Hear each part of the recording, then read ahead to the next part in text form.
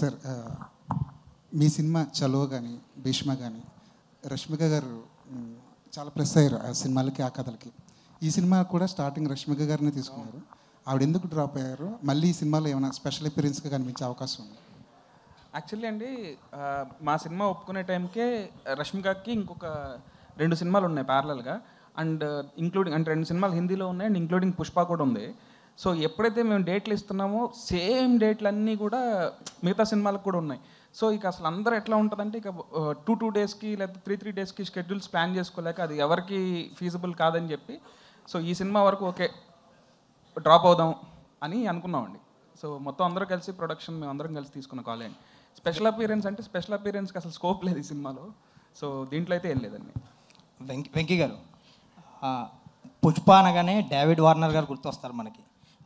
రీసెంట్గా ఒక David Warner గారు యాక్టింగ్ చేస్తున్నారని ఒక పిక్ లీక్ అవ్వగానే అందరు పుష్ప అన్నారు. బట్ కట్ చేస్తే ఏంటంటే నెక్స్ట్ డే తెలిసింది ఏంటంటే రాబిన్హుడ్లో ఆయన క్యామియో చేస్తున్నారని. సో ఆ క్యామియో వెనకాల ఏంటి సీక్రెట్ ఏంటి, ఎలా ఉండబోతుంది ఆ క్యారెక్టర్? ఆ చాయిస్ ఎవరిది? David Warner. బేసిక్ ఇది టైం వచ్చినప్పుడు రివీల్ చేస్తాను.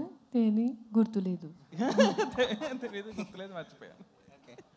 అండ్ ఈ సినిమాలో మీరు ట్రంప్ కార్డ్ అంటున్నారు, ఒక సాంగ్ ఐటమ్ సాంగ్ కేతిక గారితో చేయించినట్టున్నారు. సో ఎప్పుడు రిలీజ్ చేస్తున్నారు ఆ సాంగ్?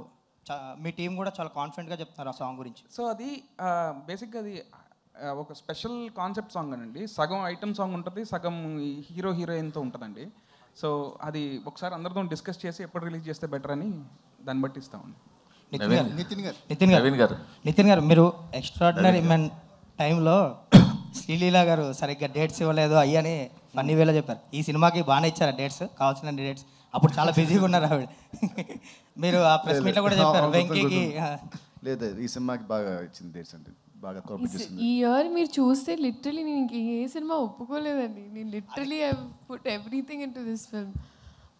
నితిన్ గారు అలా కామెంట్ చేశారు కాబట్టి ఇంకా ఈ సినిమాకే ఇచ్చారా? లేదు ఆయన అప్పటికి నాకు. నితిన్ గారు